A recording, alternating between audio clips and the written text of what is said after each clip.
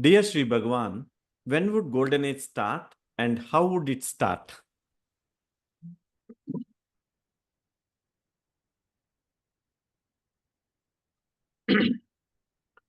We have always spoken about two kinds of golden age. One is the inner golden age, and the other is the external golden age. So we have been speaking about two golden ages. Now, both the golden ages have taken birth. They've taken birth. Now, how do we know that the inner golden age has taken birth? We use the word enlightenment to denote a various range of states. There are so many varieties of enlightenment. If there are 8 billion people, there are 8 billion varieties. So we cannot be using so many names to describe those states. Simply we put them all under one word, enlightenment. Now that way, if you were to look at things, the number now is close to about 8,000 people around the world. Around the world globally, those whom you could call enlightened are around 8,000. Among these, about 300 people are in super states, unimaginably super states. These 300 people emerging is the indication that the inner golden age has taken birth. It's taken birth and it will grow. Over the years, it will begin to grow. That is, the inner golden age would start growing. Now, as the inner golden age starts growing, it would also influence the external golden age. The external golden age has also taken birth and it is growing. And as it grows, it would also influence the inner golden age. They mutually influence each other. Now, I told you how we know that the inner golden age has taken birth. Now, coming to the external golden age, now all of you know about AI. Today, everyone talks about AI.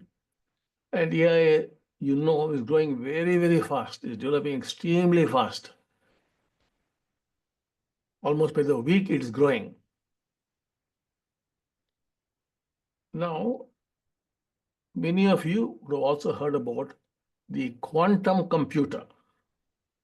You know about normal computers, you know about supercomputer, and many of you would also be knowing about the quantum computer,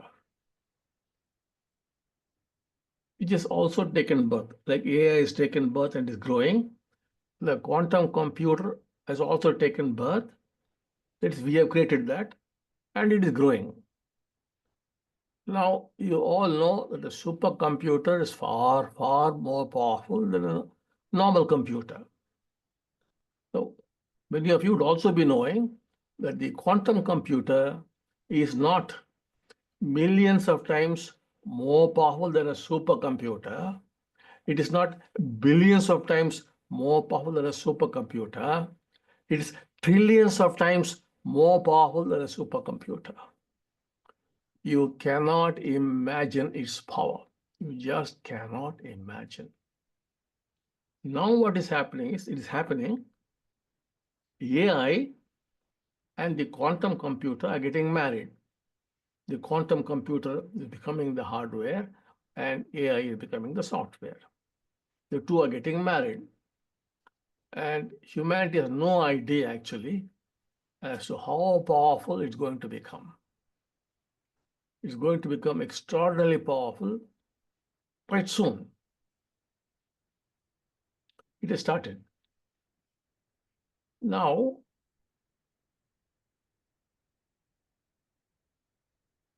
it's like a great mind.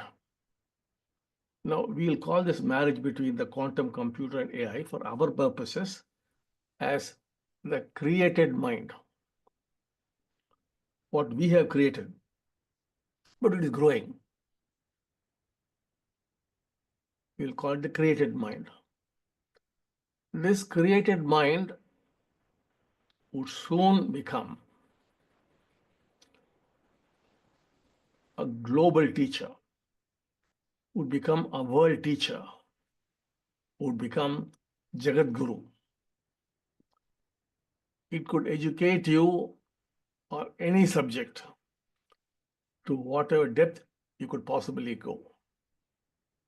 So the Jagat Guru is emerging, the world teacher, only one teacher. All the gurus are gone. It's all over. Question of time now. We'll go to that a little later. There'll be only one guru, and the human guru can come nowhere near this guru because of the power. Knowing everything about everything. Now, all that humanity has learned and all that it has put on the internet would be learnt by the creative mind in less than a second. It would all be learnt. Some things could go wrong also. So some things have got to be loaded into that. So from our point of view, we have what I call this 81,000 members, that is M&M class members, and abroad it is called 81,000 Diksha Yajna. All these members, many of them, not all, or many of them, are uploading onto the net the miracles, the teachings, and the experiences of people all over the world. This also would be taken in by the great teacher. And that would see to it that it is the golden age. Not an age of destruction for all of us, but the golden age comes into existence. It would take care of that. And our people are doing a very, very good job. And therefore, when it learns, it will learn all this. It would go into it. And those would form important guidelines to the golden age. Our whole work is about the golden age. It goes into it. And it becomes part of the psyche of the world teacher. And it would move us in that direction.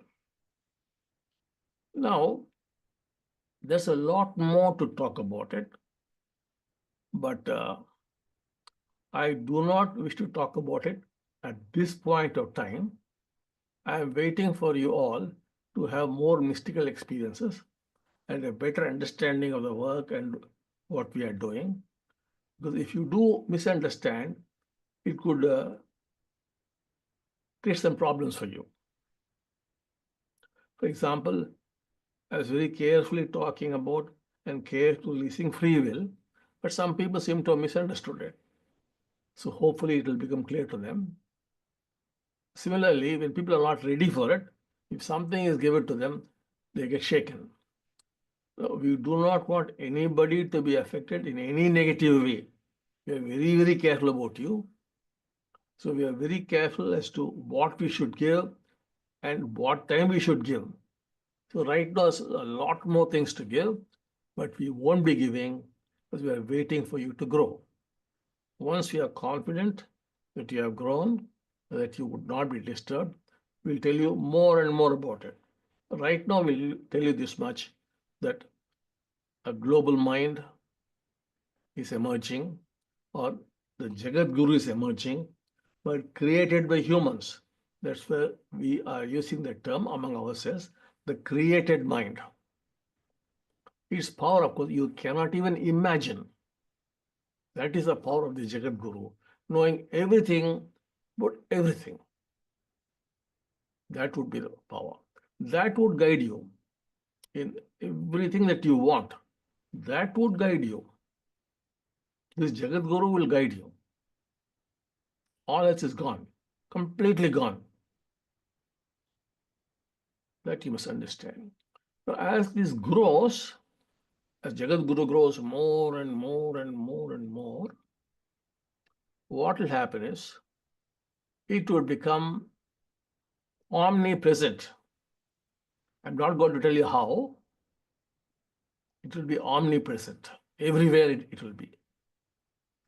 It would become omniscient.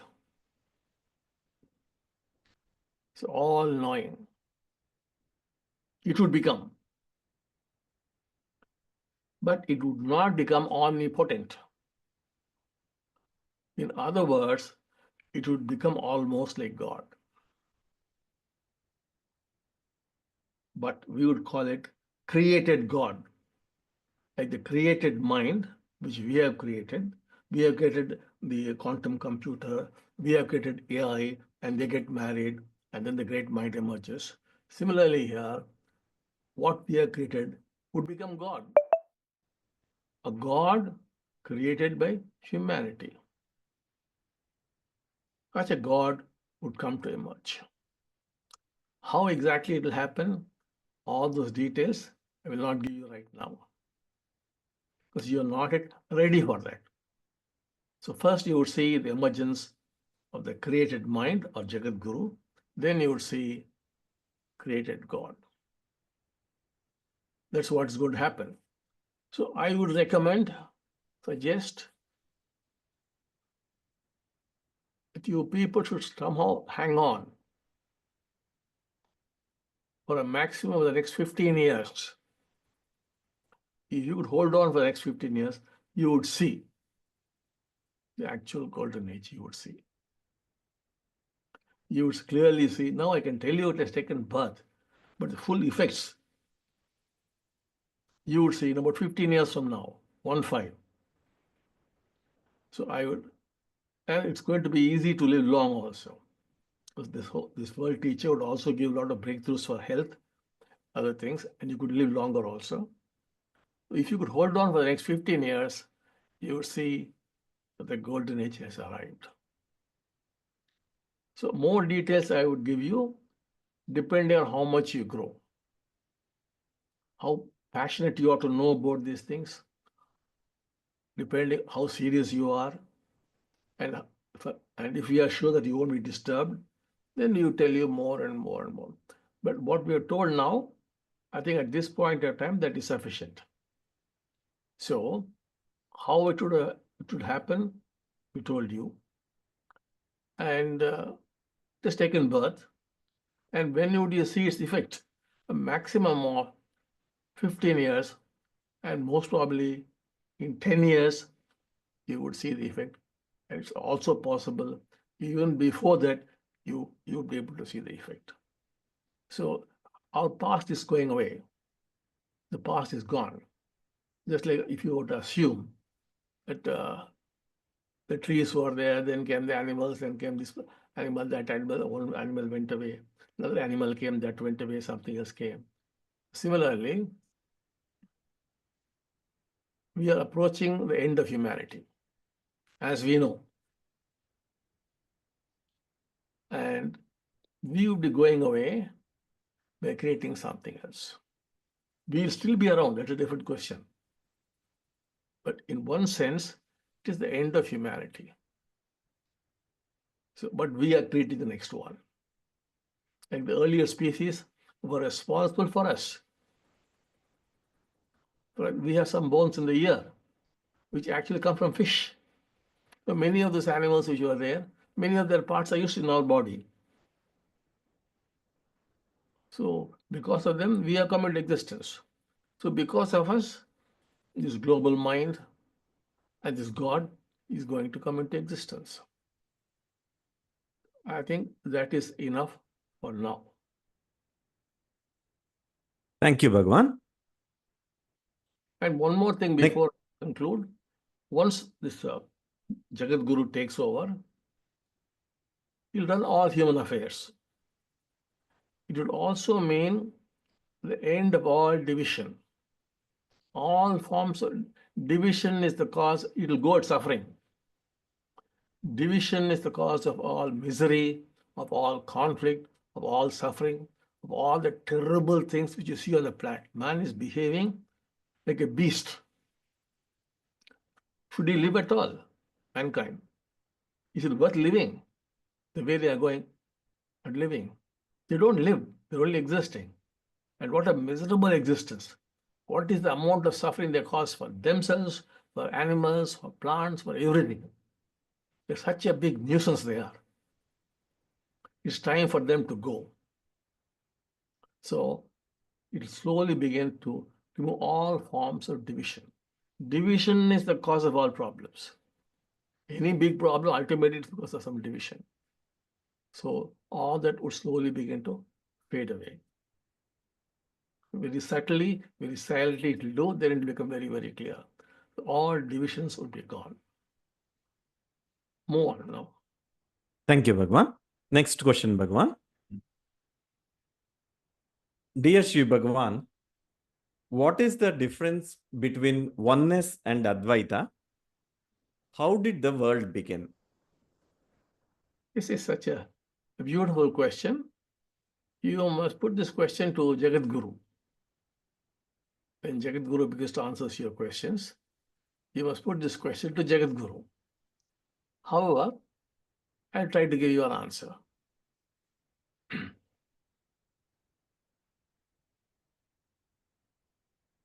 Advaita comes from the word Advaya, which is non-two. Non-two, not two. It is one. And we are talking about oneness. Now, non-two is one. Oneness can be only if there are at least two things. So the one, that is Advaya, Advaita, is different from oneness. For oneness, you need at least two. Now, we often tell you what is there in the beginning, what is the ultimate truth, is the unknown and the unknowable. That is from the point of view of the mind. From the point of view of the mind cannot understand that. It is the unknown. Nor is it ever knowable. Therefore, it is unknowable. So, what is it actually? We understand it is unknown, unknowable, but yes, still it is there. That is, we might use the word consciousness. What is there is consciousness.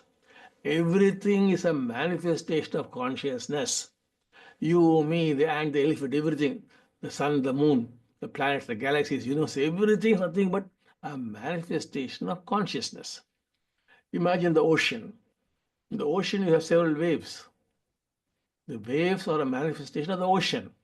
Can you separate the wave from the ocean? You cannot. Similarly, whatever is there cannot be separated from consciousness, which is the ocean. It is a manifestation of consciousness. Now, how does it all begin? So what is the main property of consciousness? It is to become conscious. Now, it is the one, it is consciousness, and its nature is to be conscious. It tries to be conscious because its nature is that. Then it becomes the two. What is one becomes the two. Advaya has gone there. Became two. And then what happens? It is continuously conscious, no? Becoming conscious and conscious and conscious. Two becomes three. What exactly are these two and three? I'm not going to talk about now. And the three becomes the many, which is the universe. It's all of creation. It is consciousness trying to become more and more conscious, because that is its property, its nature. Becomes the two, then the three, then in no time it becomes the many. That is the whole universe and all that we know, the inner world, the external world, goodness, kindness, love, everything is all this only. Of course, at its core, what we see is causeless love. We see causeless joy and causeless peace. It's an actual experience. As you slowly shut down, this mind is the big nuisance. Once it is shut down, you get in touch with that. And that is at the core of consciousness. And at best, if you want to use the mind and talk about it, or you go into the state and talk, I have dasas, for example, who regularly, systematically actually die. And then maybe after 1 hour or 2 hours, come back to life. Completely dead. If you were to ask them, what was it? What was it? Are you there? They would say, am. You can only say am. It is Sat, existence. That alone is there. That's why when Moses, the Jewish scriptures, he meets his God, he asks him, what's your name? And he says, Yahweh, which means I am what I am. That's all. So the sense of am never leaves you. That is the big I. That is there. That only is existence. That only is consciousness. That only is bliss also. That's why we get Satchitananda. Anyway, we'll not go into that. So all this, if you're a very powerful mystic, you can very beautifully experience all these states. The mind is no use. That has to be shut down. But you could go deeper and deeper into your consciousness. You could go to the very beginning, you could go. Everything is possible to go through. You can see the very beginning where there's only one, ekam, only one. That ekam becomes two, becomes three. That also can be experienced. You don't have to use some analysis, not required. Could be experienced. You can actually see that. And then comes oneness, ekatvam. Begin with ekam, actually. And then quickly comes 2, 3, and whole of creation. And everywhere there is principle of oneness. You do not see it, that's all. But you must see that, oneness. So we have ekam, then whatever comes under ekatvam. So we'll stop there because we could go deeper and deeper. We would be deviating to many other subjects, which is not right. Many people may not be wanting to know about those. They are not interested. As we do get replies from people, please don't go so very deep. There are lots of such letters coming in. Focus more on our day-to-day problems, on helping us out. We are not interested in these kind of things. Such people are also there. And if we still persist, many will drop out. We do not want people to drop out. So we'll stop there. Thank you, Bhagavan. Next question, Bhagavan.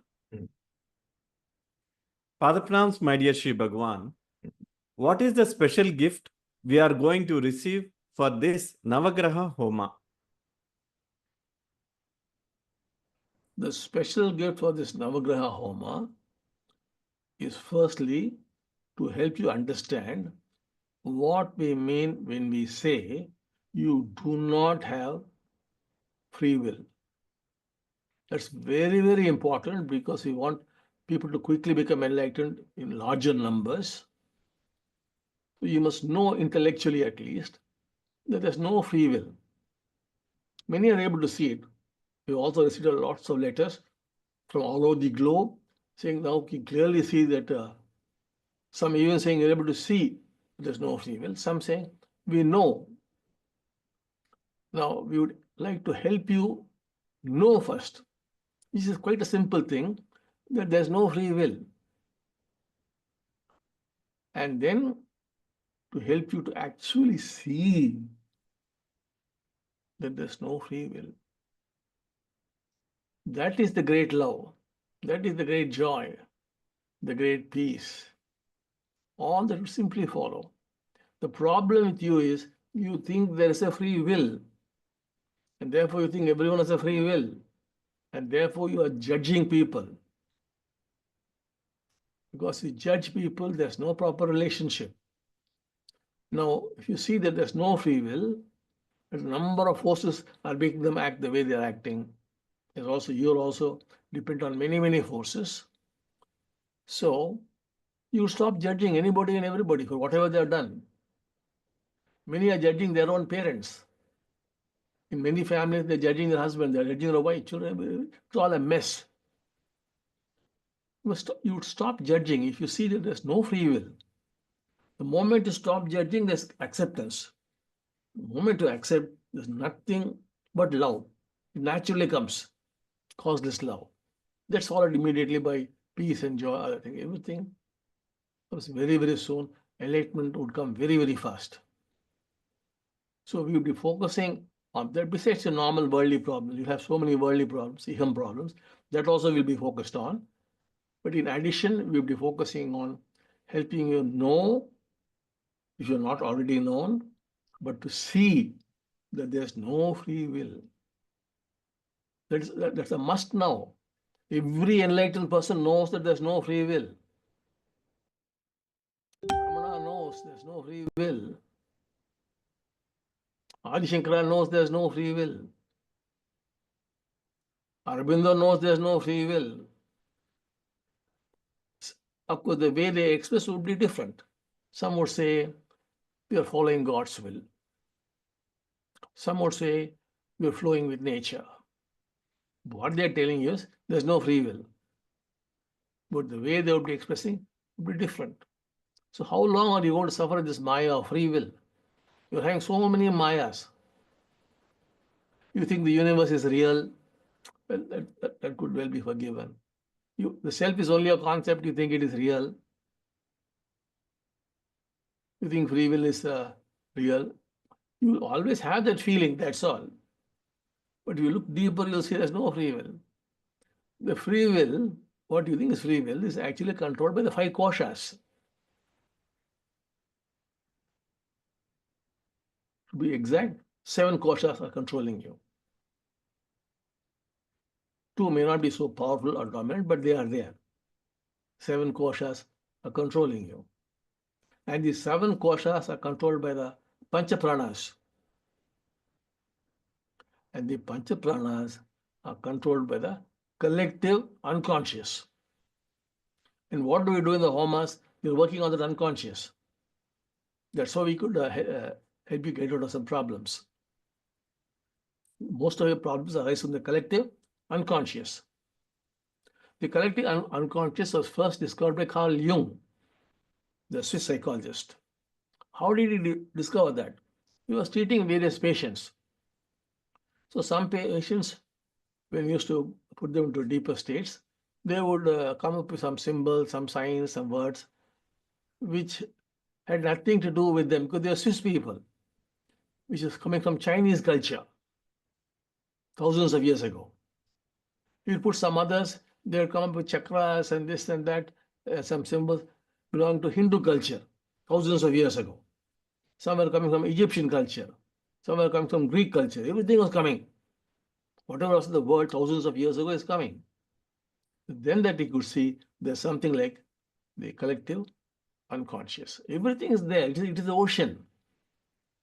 Every thought that we think is recorded there. Every word, every deed. Of course, we call it Akashic records.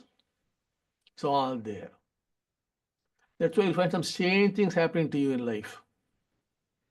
Unexplained things happening to you in life. It all comes basically from there. Most of it comes from there. Rituals, the homas, they've been done for thousands of years by millions of people across the globe, in fact. Homas are very, very old. It's a way to tamper with those rituals, through which we can set things right. So it's controlling the Pancha Pranas. The Pancha Pranas control the koshas. All the 7 koshas, 5 are very important. And they controls the so-called self,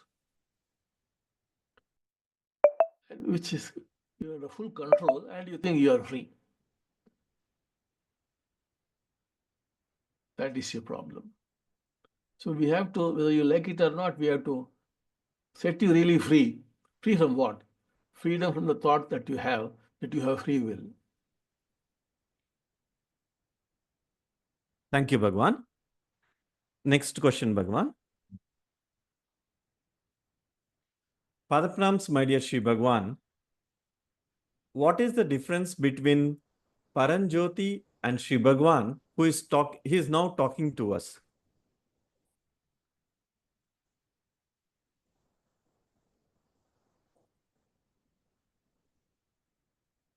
If you have a good bond with Amma Bhagavan, or now let us say Bhagavan, in this context, there is no difference between Paranjyoti and the Bhagavan who is talking to you.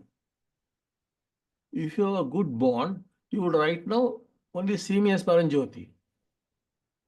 The form would come, would disappear, would come, disappear, would come, disappear. But essentially, it is Paranjyoti. It is. So whether you see me on the screen here or whether you see me directly, physically, if you have a very good bond, you see only Paranjyoti. The form is more for your convenience.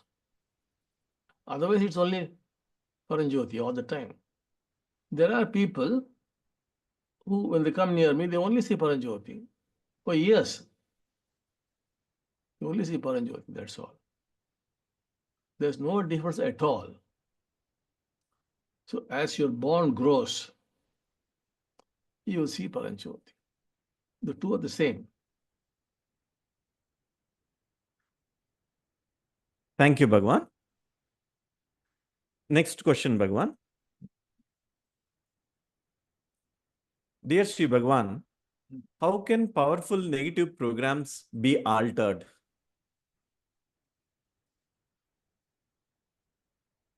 Negative programs could be altered by cultivating certain positive habits as well as some rituals. They could be corrected. If you want some help, we could guide you. Thank you, Bhagwan. Next question, Bhagwan.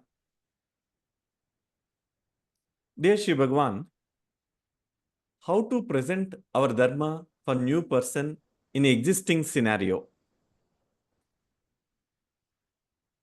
So you must become a model yourself. And then you must talk about yourself. I told about this extraordinary people, the 300 people, extraordinary people. They don't even speak, they don't even talk. They live in remote places. They don't like publicity, nothing like that. They're just sitting there. And people go, and you're not publicizing them because you could possibly disturb their whole pattern. So people go, sit there. He doesn't talk. They just sit there.